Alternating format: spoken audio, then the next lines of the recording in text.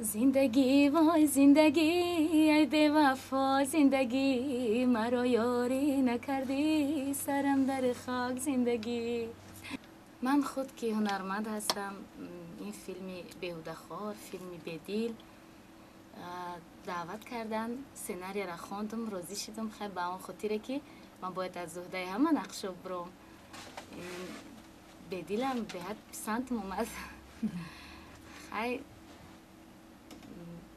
این نقش است، نمیدونم با چه خاطر باشد، من همه خیلی انتخاب میکنم، همه خیلی نقشه رو. بعد فیلم جوگی دختر شما رو در کوچه ها مردم دیدن و گمان نمی‌کردن؟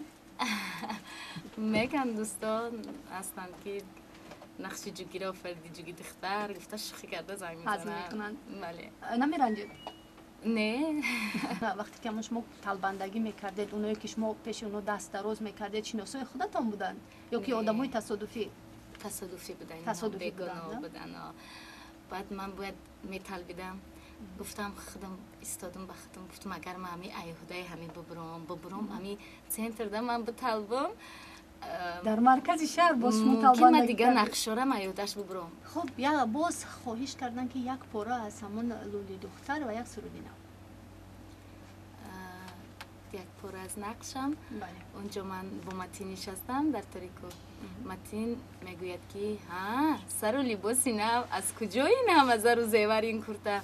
و متین من دروغ میگویم که آچم خریدن، گفتن که خوشرو شده و پیش متین رو. شاید متین زنگیریش رو زودتر میکنه. بعد با پیش مادرم میرم میگوید از کجا این زر و زیور این کرده؟ میگم متین گاوش رو فروخته خرید، گفت که اینا را پوشو زیق نشو. یعنی شما هم با مادرتان و هم با متین دروغ میگویم. بله. در زندگی هم میخواد دروغ؟ نه من در زندگی دروغ به حد نه خود یگان بار دروغ نگفته باشید. سعدی شما یگان بار دروغ نگفتید؟ گفتم. ممکن دروغ باشد نکم ضرر آور نه. در کدام حالت دروغ میگویید؟ نه من به حد کوشش میکنم که دروغ نگویم. به حد کوشش میکنم دروغ نگویم. چرا؟ نمیدونم، خوش ندارم دروغ گفتن رو. با شما دروغ گویند چی؟ حس میکنید که دروغ گفته من حس میکنم که دروغ میگوید، با او دیگر دوستی نمیکنم. دیگر دوستی نمیکنید؟ دلم میمونه دو رنگی خودش رفتار میکنم. از سینما یک بار به سرودخوانی گذاشتید، کسبتون رو عوض کردید. من پیش وقت سرود میخوندم. پیش از اونی که مرا در سینما نقش بازی سینما دعوت کردن من سرود میخوندم. بعداً وقتی که من مرا دیدم از سینما دعوت کردم اومدم نقش آفریدم، مردم خوبتر در نقش مرا شناختن، دختری دهاتی نازنین شناختن. من سرود خواندن رو به حد دوست می‌دارم. از کودکی سرود می‌خواندید؟ از کودکی می‌خواندم. دلم شکستی ای یارم مده دیگر تو آزارم،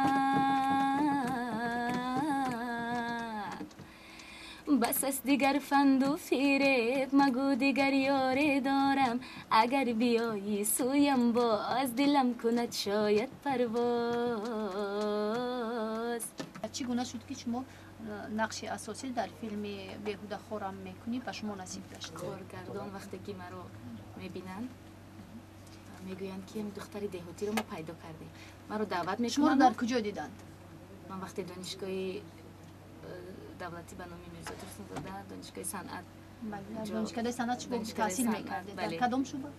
سرایندگان مردمی. خب اونجا با کورس یک نو رفتم، همونجا دیدن دعوت کردم، نمره تلفنی خود را گذاشتم، بعدا موزه زدیم گفتم. داوطلبان بسیار بودند با این نقش؟ بله بسیار بودند، ولی در اونجا خودی من انتخاب شدم. بس شما چرا از شما رو انتخاب کردن؟ چهره‌تان پسند اومد یا که وقتی که اکای سیراج غفوری ما رو میبینن در دانشگاه میگویند که من همون اکتریسم رو یافتم، یعنی این انتخاب کارگردان؟ بله. تشکر. شوهرتان و در فیلم بدیل همراه من نقش آفریدن. خب انا دیدید از نیم نگاه فرزانه میدوند که چی خاطره که اگر نقش نمی آفریدن شما هم نقش نمی آفریدم باید من هم نمی آفریدم. علاقه من بسیار سبتم دهات مسیحم که کردگی بودم با همون خاطر بچه‌ای که باید همراه نقش می آفرید شوهرم راضی نبود، گفتن که نه.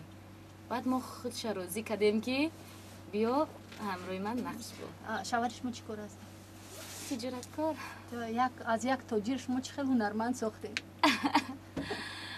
همین خیلی من شبای میگفتم بگه میشد وقتی خوراک رو میخوردم میگفتم باید این خیلی نقش بافری، باید این یعنی شب‌ها رژیسوری میکردید. و یا من همین شب روز در گوشش میگفتم بعد اون کس ساعت نقش میفردم.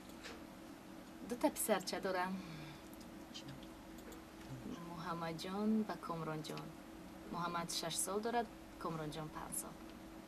و اینجا هنگامی که درباره شوهرتون صحبت کردید، حرف زدید در وقتی در فیلم نقش آفریدن از فعل زمانی گذشته استفاده کردید. چرا؟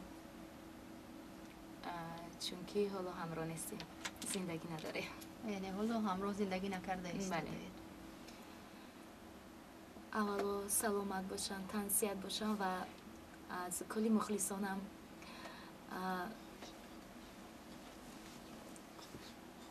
از کلی مخلصانم دعوت به عمل میارید که در این آزمون آهنگ جوانی با دستگیری گازیته اویلا که من خیلی دوستش دارم و آوازهای خود را فراموش نکنم. یعنی آواز دادن شاید آواز دهم با دستگیری آنها جایزه نصیب من گردد به دبی سفر کردن.